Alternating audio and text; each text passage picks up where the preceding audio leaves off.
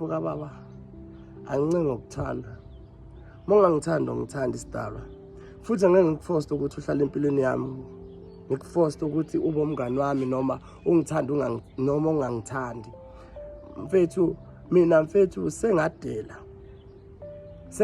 ukuthandwa. Yeah. Mina ngisithanda ubumina.